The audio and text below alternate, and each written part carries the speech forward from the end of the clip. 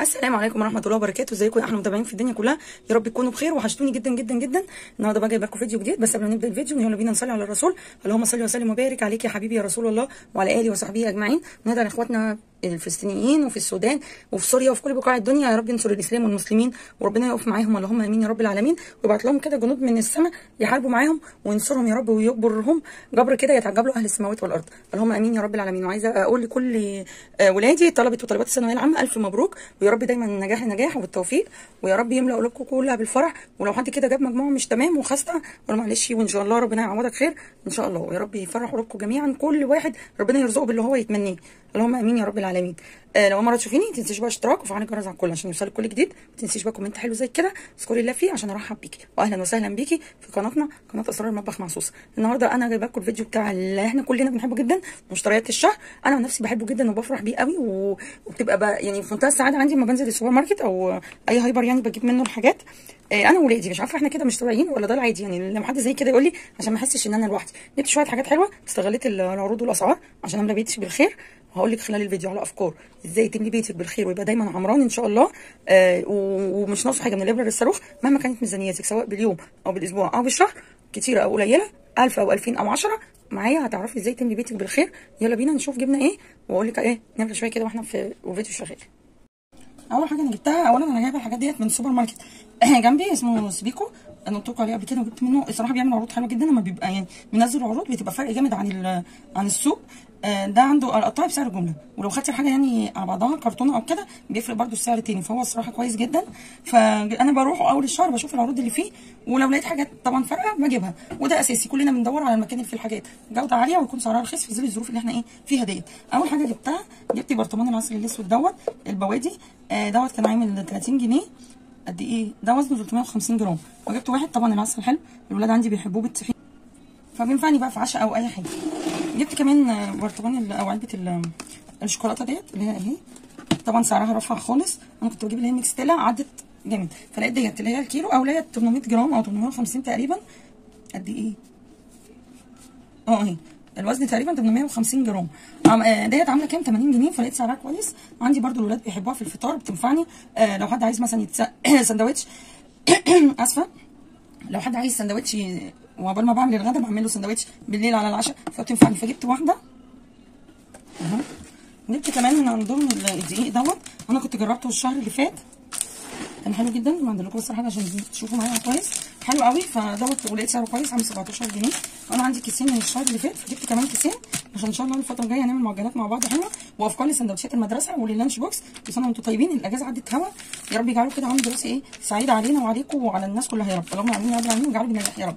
فجبت كيسين، وانا عندي كيسين كده بقى عندي 4. دي من الحاجات الاساسيه اللي هي يعني بتخلي بيتك عمران، حتى لو ما فيش عيش ممكن تعجني كوبايتين دقيق يطلعوا لك كذا رغيف. جبت كمان من عندهم الفاصوليا البيضاء ديت دوت الكيس ربع كيلو ده، لقيته عامل 18 جنيه، سعره حلو قوي. فجبت كيس. وانا عندي لوبيا فما رضيتش اجيب لوبيا خلاص. جبت كمان الرز دوت اهو. انا جبت نوعين رز، بس انا بطلع لكم يعني على حسب اللي في الشنطه ما محطوط في الشنطه. دوت 900 جرام، بص اهو عامل 20 جنيه. 900 جرام ب 20 جنيه، حلو قوي. فجبت منه 5، هو العرض على بعضه لازم 30 5 كان 5 جنيه. جبت عرضين ب 10 اكياس دوت الكيس ده 5 مقطوع.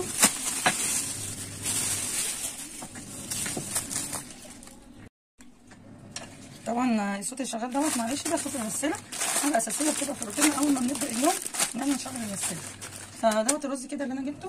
جبت كمان من عندهم الكيلو الكاتشب دوت، انا بحبه قوي وهو بيكفيني الشهر كله، حلو جدا.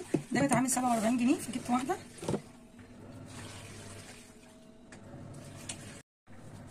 جبت كمان باكيت المناديل دوت اللي هو جود كير، نوع كويس جدا. فده الكيس عامل الكيس المناديل واحد عامل 400 في 400، الثلاثه بقى وطبعا طبقتين، الثلاثه دولت على بعضهم ب 45 جنيه، فسعره كويس. فجبت باكيت اهو. بقول لكم بيبقى عامل عروض حلوه، يعني العروض ما بيبقى فيه عروض فيه بتبقى فارقه جدا عن بره. جبت كمان الجيلي دوت دريم، ده الكيس عامل العلبه يعني عامله 10 جنيه وربع. فجبت الخمسه دولت. جبت 3 اناناس و2 فراوله، حلو طبعا بينفع بقى ساقع جو حر. بيبقى الولاد عايزين حاجه حلوه كده وما عنديش حاجه، بروح ايه عامله لهم واحد. جبت كمان من هناك الرز دوت اهو، الاحلام ده كيلو، الكيلو عامل 25، فجبت منه 2 مع ايه مع بقيه اللي انا جايباه.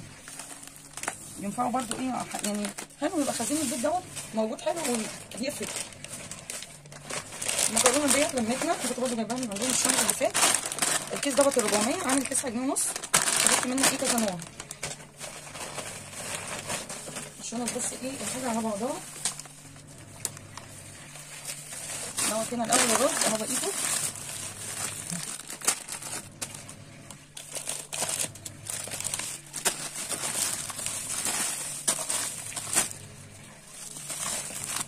من 95. انا جبت عرضين من الرز دوت، دولت الخمسه عامل 100 جنيه.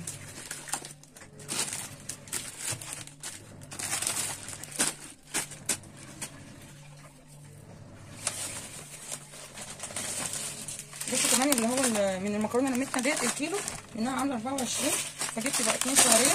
طبعا الشعريه بنستخدمها في حاجات كتير. ودي برده اهي صغيره الخواتم. احنا الوجبه بتاعتنا بتبقى بكيسين يعني من دولت، فانا بعمل حساب كل شكل بكيسين. جبت 6 اكياس اهو، وجبت ايه ال2 الشعريه دولت. ما كانش فيه منهم بقى سباكيت ولا بتاعت ولا لسان عصفور، مش نازله العرض يعني. وجبت كمان واحده اللي هي الصغيره دي القشطه، دي واحده بس، او نحمرها يعني ساعات بحمرها برده بتبقى حلوه. جبت كمان مرقه الدجاج دي شيفي ميكس، عشان طبعا الانواع التانيه مقاطعه. ديت حلوه جدا، انا جربتها قبل كده، ده الكيس عامل 2 جنيه. وجبت بقى منهم حبه لحمه وحبه ايه للفراخ. جبت كام كيس كده للحمه وكام كيس للفراخ، بينفعني يعني وبستخدمه في الوصفات، بيبقى حلو قوي. حتى لو ما عنديش شوربه وعايزين نعمل شوربه عصفور بعمله بيها، بتبقى حلوه طعمها حلو جدا.